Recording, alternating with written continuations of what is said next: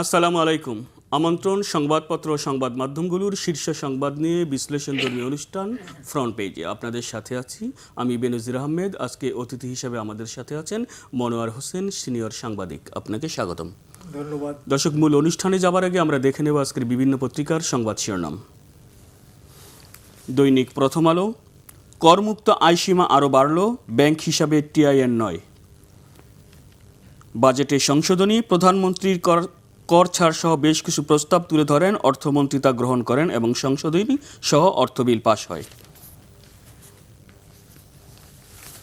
দৈনিক আমার দেশ, সংসদে বাজেট আলোচনায় দুই নেতা, তিস্তা প্রকল্প যে কোনো মূল্যে বাস্তবায়িত হবে প্রধানমন্ত্রী, পাচার করা অর্থ ফেরাতে কার্যকর উদ্যোগ চাই বিরোধী দলীয় নেতা।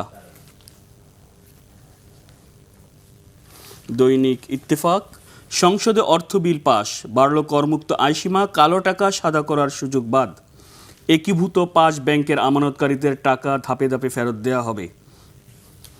সংসদে প্রধানমন্ত্রী, তিস্তা ব্যারাজ মাস্টার প্ল্যান জাতীয় অগ্রাধিকার, যে কোনো মূল্যে বাস্তবায়ন করা হবে। দৈনিক সমকাল, তিস্তা মহাপরিকল্পনা যে কোনো মূল্যে বাস্তবায়ন করা হবে, সংসদে অর্থ বিল পাশ। দৈনিক যুগান্তর, সংসদে অর্থ বিল পাশ, করমুক্ত আয়সীমা বাড়ল, কমল কর্পোরেট কর, 1 জুলাই থেকে কার্যকর নবম পে স্কেল। সংসদে প্রধানমন্ত্রী, তিস্তা মহাপরিকল্পনা যে কোনো মূল্যে বাস্তবায়ন করা হবে। দৈনিক মানবজমিন, যে কোনো মূল্যে তিস্তা ব্যারাজ মহাপরিকল্পনা বাস্তবায়ন করবে সরকার, সংসদে জানালেন প্রধানমন্ত্রী। বাজেট বাস্তবায়ন ও উন্নয়নে বড় বাধা দুর্নীতি, বিরোধী দলীয় নেতা।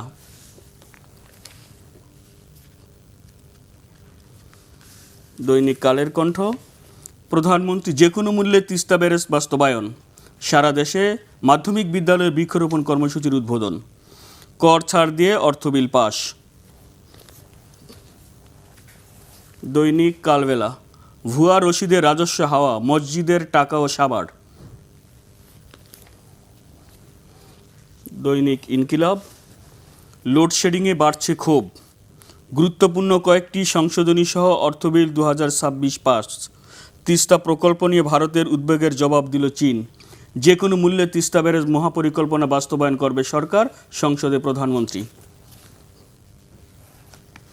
বাংলাদেশ প্রতিদিন, বাজেটে বড় পরিবর্তন, যে কোনো মূল্যে তিস্তা প্রকল্প বাস্তবায়ন, সংসদে প্রধানমন্ত্রী। নয়া দিগন্ত, সংসদে অর্থ বিল পাশ, ব্যাংক রেজুলিউশন আইনে বিতর্কিত ধারা বিলোপের সিদ্ধান্ত। দৈনিক দেশ রূপান্তর, কালো টাকা সাদার সুযোগ বাতিল। দৈনিক বণিক বার্তা, অর্থ বিল 2026 পাস, করমুক্ত আয়ের সীমা বাড়ানো হলো, কমল লভ্যাংশের উপর কর। The daily star, Bangladesh bank offers exit for loan defaulters, interest free facility will be enforced till December 31st. The New Age, জাতীয় সংসদ স্ক্রাপস untaxed income legislation, Teesta master plan execution at any cost, PM. The Daily Observer, PM2 implemented Teesta master plan at any cost, government to scrap disputed bank law, says আমির খসরু। আমরা দেখছিলাম বিভিন্ন পত্রিকার সংবাদ শিরোনাম।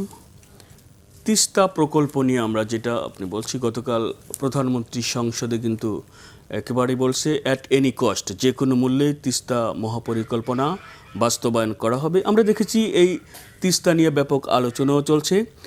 প্রধানমন্ত্রী চীন সফরেও চীনের সাথে 2টি চুক্তি এবং 13টি সমঝোতা স্মারক হয়েছে, সেখানে তিস্তা মহাপরিকল্পনা নিয়ে আলোচনা হয়েছে। তো এ বিষয়ে আবার ভারত একটা উদ্বেগও জানিয়েছে। অন্যদিকে চীন থেকে বলা হয়েছে, চীন বলছে যে তৃতীয় পক্ষের কোনো প্রভাবে আমরা কোনো গুরুত্ব দিব না, বাংলাদেশকে সহযোগিতার আশ্বাস দিয়ে দিচ্ছি। অর্থাৎ তিস্তা এই প্রকল্প নিয়ে কিন্তু আপনার রাজনীতি বা কূটনীতি যাই বলেন, ব্যাপক আলোচনা হচ্ছে। কিভাবে দেখবেন? ধন্যবাদ mister general for putting in very timely question, এবং এটা খুব হট ইস্যু বর্তমানে। শুনুন, তিস্তার প্রকল্পটা নিয়ে বা তিস্তার পানিটাকে কীভাবে প্রপারলি ইউটিলাইজ করা যায় for the benefit of the common people here in Bangladesh, specially in the Northern areas, Paschim Dinajpur, sorry উত্তর পূর্ব দিনাজপুর, তারপর হচ্ছে রংপুর, উত্তর পূর্ব, এখন যেটা কুড়িগ্রাম ডিস্ট্রিক্ট আর কি, এইসব জায়গায় এটা বহু আগের থেকেই এটা চিন্তা ভাবনা ছিল, অনেকবার চেষ্টা চরিত্র করা হয়েছে। For last more than 1 decade এই তিস্তা পরিকল্পনা নিয়ে কথাবার্তা চলছে। ওয়াটার ডেভেলপমেন্ট বোর্ড যেটা, তারা এটার উপর এক্সটেন্সিভ কাজ করেছে। এর আগে ওয়াটার রিসোর্স অর্গানাইজেশন যেগুলো ছিল WTO, তারা কাজ করেছে। অর্থাৎ লোকাল যে কাজগুলো তিস্তাতে কেন আমাদের প্রয়োজন তিস্তা পরিকল্পনাটা বাস্তবায়নের জন্য, এবং এতে আমাদের বেনিফিটটা কী হবে, কি কি স্টেপ করা যাবে, মোটামুটি আউটলাইন কিন্তু আমাদের এখানে ওয়াটার রিলেটেড যতগুলি অর্গানাইজেশন ছিল বা আছে, তারা কিন্তু বেশ আগে এগুলি কমপ্লিট করেছে, কয়েক বছর আগে কমপ্লিট করেছে। পয়েন্টটা ছিল, পরবর্তীবার ছিল এটাকে হাউ টু এক্সিকিউট ইট। এগুলো সবচেয়ে সমস্যা আমাদের এক্সিকিউশনের ব্যাপারটা। এখন যেহেতু ইটস এ কমন রিভার, মানে originals from virtually it's originals from Sikkim, pass through Indian districts of Darjeeling or Siliguri ওই অঞ্চলে মূলত। ওদের দার্জিলিং ডিস্ট্রিক্ট ওটা যে এখানে ঢুকেছে, আপার রিচটা ইন্ডিয়ার মধ্যে পড়েছে। তো একটা আপার রিচের একটা কান্ট্রিতে অনেক অ্যাডভান্টেজ থাকে, ইন্ডিয়া সেই অ্যাডভান্টেজটা নিয়েছে, তারা গজলডোবাতে বাঁধ করেছে এবং আরও বোধহয় কিছু বাঁধ করতে যাচ্ছে। As a result water flow downstream, মানে আমাদের নিচের দিকে যেটা কমেছে। এবং যেহেতু ওরা ইন্ডিয়ানরা যেহেতু বাঁধ করে তাদের প্রয়োজন মতন তারা রেগুলেট করছে, ন্যাচারালি তারা তাদের প্রয়োজন মতনই তারা করবে, কিন্তু এটার জন্য ভিক্টিম হচ্ছে আমরা। উদাহরণ হিসাবে বলি যে যখন নাকি ওয়াটার সারপ্লাস হয়ে যাচ্ছে, মূলত বর্ষার সিজনে অল বা many of the switch gates আর ওপেন, হুড় করে পানি আসছে, মানে আমরা যাকে বলি ইংরেজিতে গাশিং থ্রু, গাছ থ্রু করা আর কি। আমাদের এখানে বিরাট অঞ্চল প্লাবিত হয়ে যাচ্ছে। আবার শুকনো মৌসুমে চৈত্র বৈশাখ বা তারও একটু আগে মাঘেও যখন পানিটা বেশি প্রয়োজন হয়, তখন কিন্তু আর সে পরিমাণ পানিটা আসতেছে না, বিকজ তারা আপার রিচে বা আপার স্ট্রিমে তারা তাদের প্রয়োজন অনুযায়ী তারা পানি ইউজ করতেছে।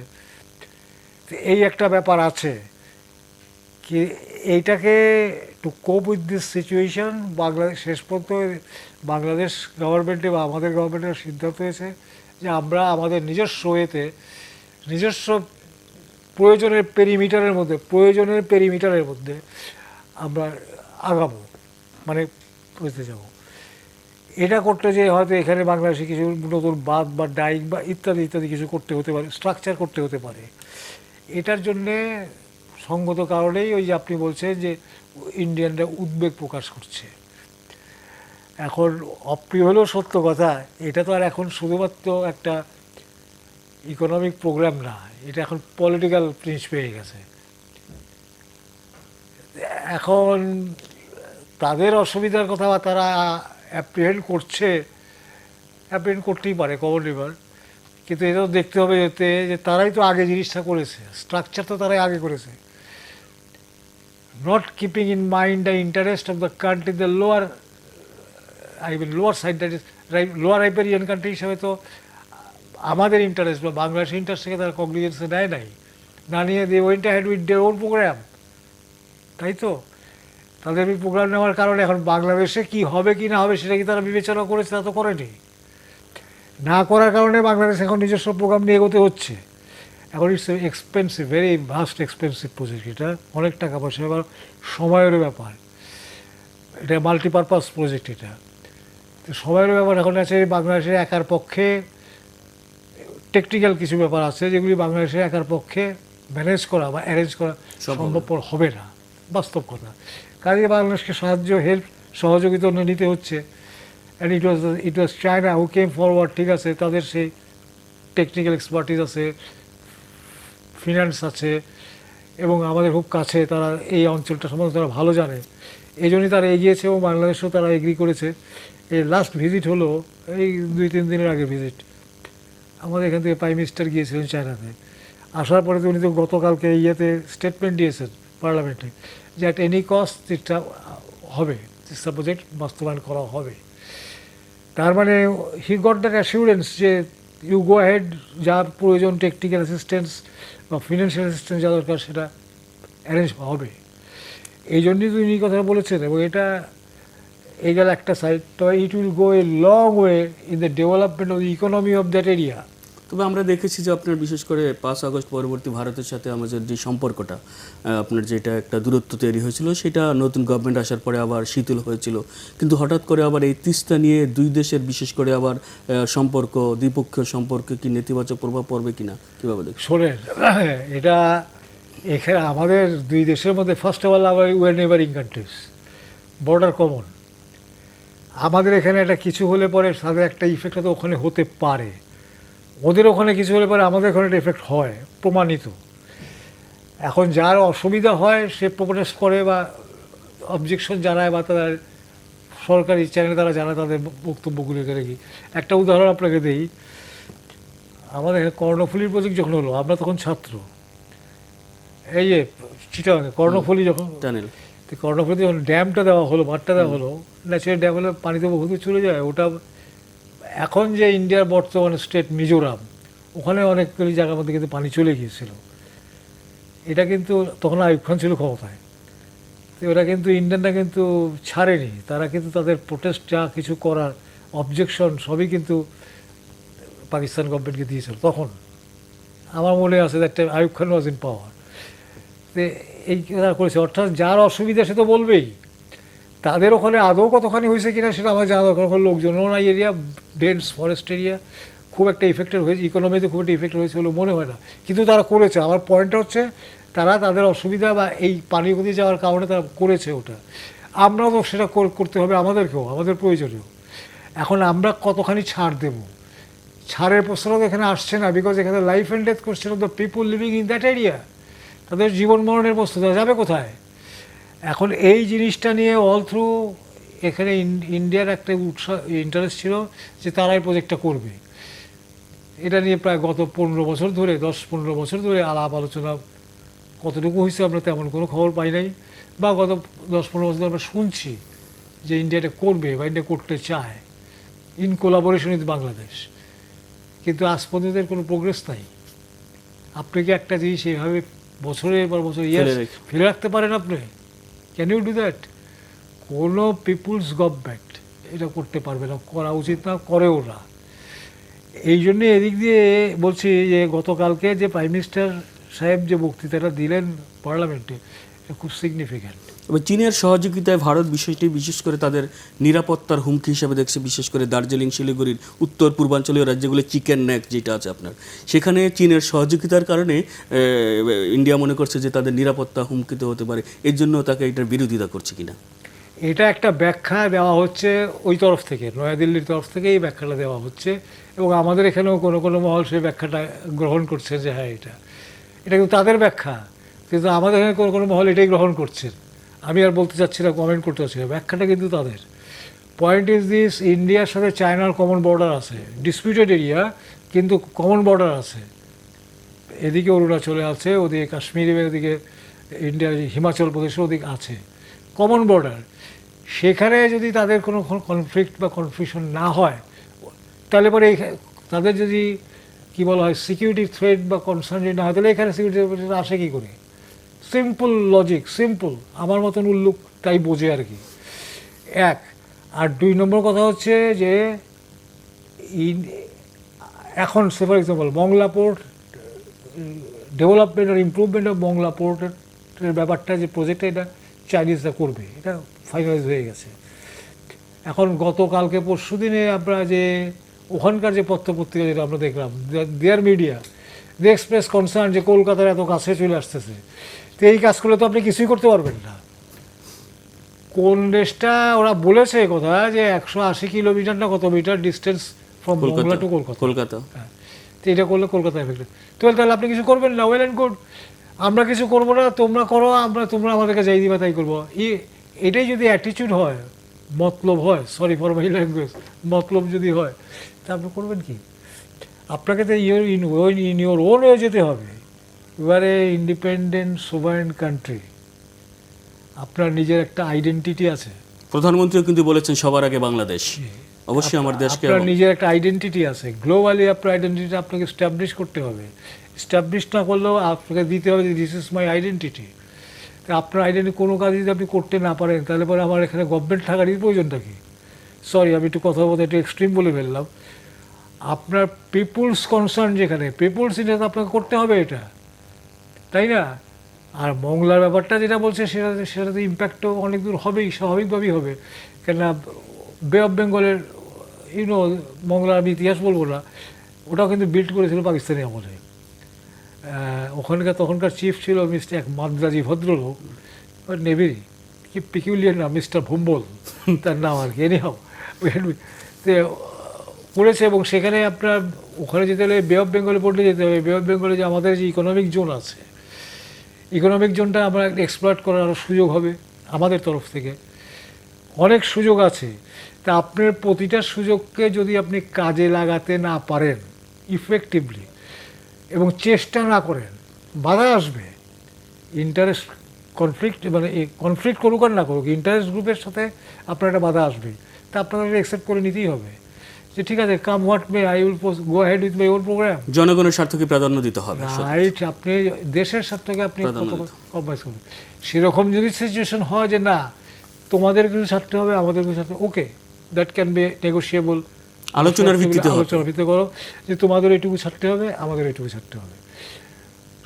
মানে চলতি বাংলা আমি যে বলে যে তুমিও কিছু উইন করো, আমিও কিছু উইন করি, অথবা তুমিও কিছু লস করো, আমিও কিছু লস করি। এরকম যদি সিচুয়েশনটা যদি হয়, that can be discussed on the table. আপনি না করে চোঙ্গা ফোঁকাবেন বা ওই মিডিয়াকে ইউজ করবেন বা একটা ক্যাম্পেইন করবেন, এটা তো অ্যাকসেপ্টেবল না। এটা কোনো দেশের জন্যেই মানে একটা নেইবার সুলভ আচরণ নয়। I am sorry to say, কিন্তু বাংলাদেশের যে, আমি ব্যক্তিগতভাবে মনে করি বাংলাদেশের stand on this two grounds, specially Teesta and Mongla farm, এবং ব্যক্তিগতভাবে মনে করি রাইট ডিসিশন। একটা বিষয় হচ্ছে বর্তমান সরকার আপনার যেই বাজেট দিয়েছে, তারেক রহমান নেতৃত্বাধীন বর্তমান সরকারের 2026 সাথে যে বাজেট গতকাল অর্থ বিল পাশ হয়েছে, সেখানে আমরা দেখেছি করমুক্ত আয়সীমা যেটা 3.5 লাখ ছিল 4 লাখ বৃদ্ধি করা হয়েছে। ব্যাংকের হিসাব খোলার জন্য ইটিন বা টিআইন যে নাম্বার, এটা প্রধানমন্ত্রী নিজেই বলেছেন লাগবে না, এটা প্রত্যাহার করা হয়েছে। কালো টাকা সাদার যেই ব্যবহারে সেটাও বাতিল করা, অর্থাৎ 7টি সংশোধনী আনা হয়েছে, অর্থ বিল পাশ করা হয়েছে। তো বর্তমানের এই বাজেট, অনেকে আবার বলছে এই বাজেট উচ্চবিলাসী, বাস্তবায়নের ক্ষেত্রে বিভিন্ন, এবং যেই সংশোধনীগুলো আনা হয়েছে, কীভাবে দেখছে? Thank you. আমি প্রথমে আপনি এই কথাগুলো বলে নেই, এই যে ব্যক্তি শ্রেণীর আয়কর সীমাটা যে ইনক্রিজ হয়েছে, এটা অ্যাপ্রিসিয়েবল। এটা বহুদিন ধরে এখানকার ডিমান্ড ছিল যে আমার সারা বছরে আর্নিং হয় 2.5 লাখ টাকা, 3 লাখ টাকা, 4 লাখ টাকা, সেখানে আমার ট্যাক্স দিতেই চলে যায় কেটে না, তাহলে পরে আমার অবস্থাটা থাকে এটা কি? এটা কিন্তু পিপুলস ডিমান্ড হয়ে গেছে, পপুলার ডিমান্ড। তো এই দিকে যে নজর দিয়ে যে অ্যাড্রেস করা হয়েছে, ব্যক্তিগতভাবে মনে করি যে correct decision and the deserve thanks for it, ধন্যবাদ দেওয়া উচিত। একই সাথে ব্যাঙ্ক অ্যাকাউন্ট খুলতে টিন, যখন নাকি এই প্রপোজালটা আসে বাজেট, তখন কিন্তু আমরা বিভিন্ন আলোচনা, আমাদের আলোচনায়, আমাদের সার্কেলের আলোচনা কিন্তু বলেছি যে that will discourage people to open bank account.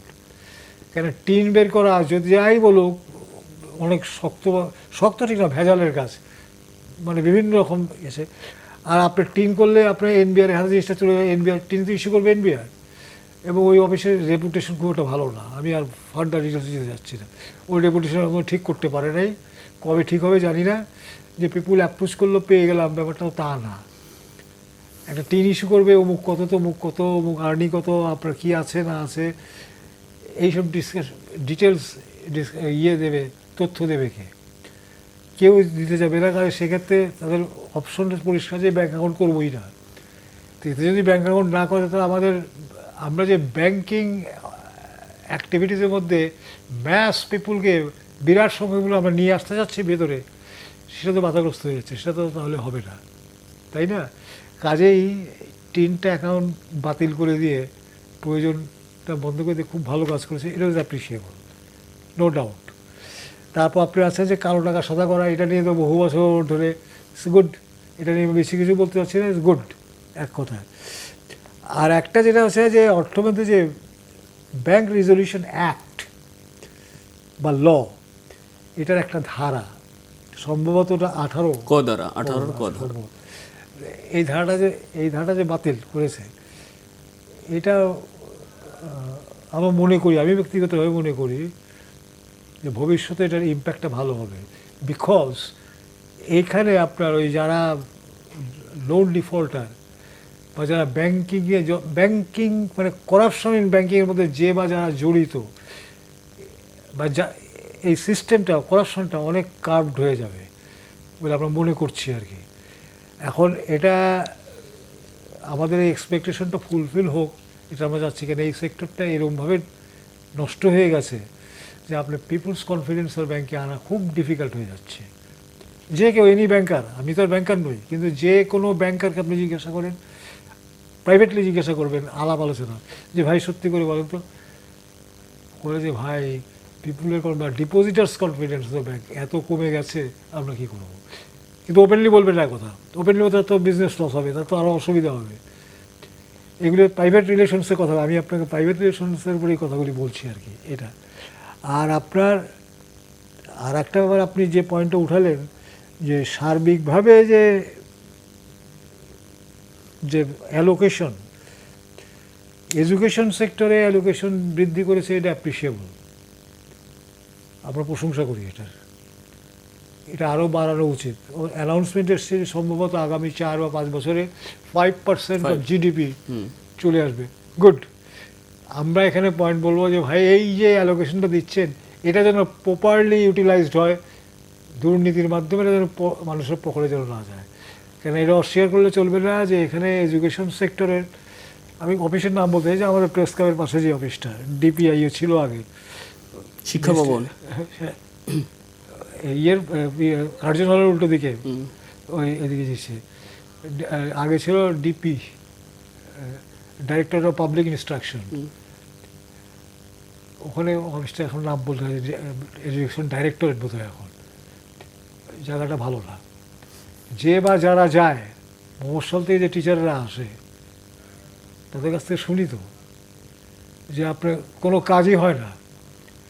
এখন এডুকেশন মিনিস্টার যিনি, উনি বারবার রিপিটেডলি বলছেন যে আমরা এই সেক্টরকে ক্লিন করব।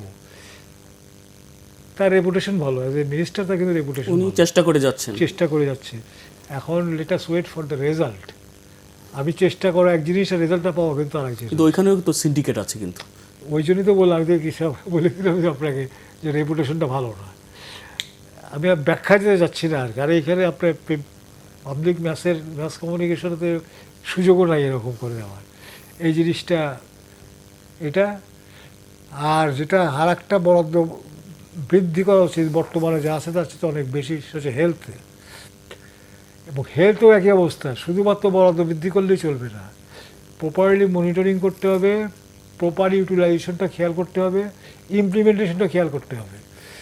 এবং এই দুই জায়গাতে, বিশেষ করে এডুকেশন অ্যান্ড হেলথে যদি খুব স্ট্রং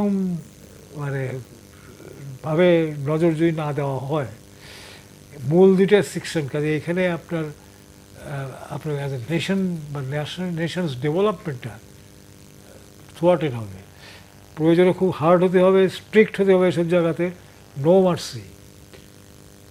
আমি আর ন্যারেশনে যেতে যাচ্ছি না যে নো মার্সি এইসব এখানে যা হচ্ছে এডুকেশন সেক্টর, হেলথ সেক্টরে। দরকার পরিষ্কার, সরকারি চাকরি করতেছো তুমি, আর একই তোমার নিজের ব্যবসা করতেছো, মানে স্বাস্থ্যের ব্যবসা, এটা তুমি ওইটা করো, এটা কেন করবো না? গভর্নমেন্টের এইসব ব্যাপারে কিছু হার্শ ঠিক বলবো না, ভেরি স্ট্রিক্ট মেজার নেওয়া উচিত। দুর্নীতির বিষয়ে তো গভর্নমেন্ট বলছে জিরো টলারেন্স, কিন্তু আমরা এটা দেখি যাতে যে বলেই যায় যাতে কার্যকর অ্যাকশনটা নিতে পারে। সেটাই আমি সে কথাটাই বলছি, যেখানে আপনি কমিট করেছেন দুর্নীতির বিরুদ্ধে আমরা হার্ড অ্যাকশনে যাব, জিরো টলারেন্সে যাবো, ওয়েল অ্যান্ড গুড, এটাতে এক্সিকিউশন থাকতে হবে অ্যাটলিস্ট। তো কিছু দেখতে আপনি, আমরা বলি না যে ওভারনাইটলি সব ঠিক হয়ে যাবে, নো, কিন্তু প্রসেসটা তো শুরু করতে হবে। 1 ডিগ্রি 2 ডিগ্রি 5 ডিগ্রি 10 ডিগ্রি তো বাড়তে থাকবে, প্রসেসটা শুরু হোক না কেন এটা। আর লাস্ট অফ অল ওভারঅল জিনিসটা, বাজেটের সাথে তো ইম্পর্টেন্ট ব্যাপার হচ্ছে অর্থ বিল পাস হয়েছে, ওয়েল অ্যান্ড গুড, কত খরচাপাতি সমস্ত ঠিক হয়ে গেছে। এখন ঘুরে ফিরে সেই প্রশ্নটাই আসবে যে এই বাজেট কি ইমপ্লিমেন্টেবল কি না। বাজেটের যে সাইজ সাইজে এই মুহূর্তে আমরা ঠিক অতখানি অ্যাসার্টিভলি বলতে পারছি না যে পুরো টাকাটাই খরচা করতে পারবে কি না, কিন্তু যদি নাও পারে তাহলে পরে যদি মনে করেন 85% বা 90% যদি খরচা করতে পারে প্রপারলি, তাহলে পরে চেহারাটা কিন্তু অন্যরকম হয়ে যাবে, কান্ট্রির চেহারাই আর এক রকম হবে ফেসটা। এখন কতটুকু করতে পারবে সে তাদের ব্যাপার। তবে 1 জুলাই থেকে কিন্তু সরকারি কর্মকর্তাদের যে নবম পে স্কেল বাস্তবায়ন, জি। সেক্ষেত্রেও কিন্তু আপনার একটা কোশ্চেন জাগে যে তাহলে বাজারে কি আর নেতিবাচক প্রভাব পড়তে পারে কিনা? শোনেন, এটা প্রশ্ন আছে এবং এই প্রশ্নের উত্তরও আছে। পরিষ্কার কথা, এটা নেতিবাচক প্রভাব পড়বে, কিন্তু কতটুকু পড়বে এটা হচ্ছে বড় কথা। 5 টাকার নেতিবাচক প্রভাব কনজিউমার্স মার্কেটে একরকম, 50 টাকার নেতিবাচক প্রভাব কনজিউমার্স আর এক রকম। আবার এটাও সত্যি কথা, যদি আপনার নেতিবাচক প্রভাবটা এখানে থাকে যে 2% এই মানে হায়ার ইয়েতে কোনো জিনিস বা 50 টাকার ইয়েতে নেতিবাচক প্রভাব এখানে হয়তো 2.5 টাকা হবে বা 2 টাকা হবে, বাস্তবে কিন্তু দেখা যায় 5 টাকা হয়ে গেছে। অর্থাৎ কনজিউমার্স মার্কেটটার উপরে সরকার বা কারোরই কোনো কন্ট্রোল নাই, আদার দ্যান দোজ যারা এই ব্যবসাটা করে, মানে খুচরা বিক্রি যারা করে। এখানে আপনার কোনো আজ পর্যন্ত আমাদের এতদিন ধরে দেখে আসছে প্রফেশনে, খুচরা মার্কেটের উপরে ভার্চুয়ালি কারোরই কোনো কন্ট্রোল নেই। তাহলে এক্ষেত্রে আমরা মনে করব যে সরকারকে বাজার মনিটরিং ব্যবস্থা জোরদার করতে হবে। অবশ্যই মনিটরিং ব্যবস্থা জোরদার করতে হবে, স্ট্রং করতে হবে, একই সাথে প্রয়োজনে যখন যে দরকার সে অ্যাকশন নিতে হবে। ওকে, আমরা আপনাকে ধন্যবাদ। অনুষ্ঠান একেবারেই শেষ প্রান্তে। ধন্যবাদ। প্রিয় দর্শক, ফ্রন্ট পেজ আজ এ পর্যন্তই। আগামীকাল দেখা হবে ঠিক একই সময়ে। ভালো থাকুন, সুস্থ থাকুন, শুভ সকাল।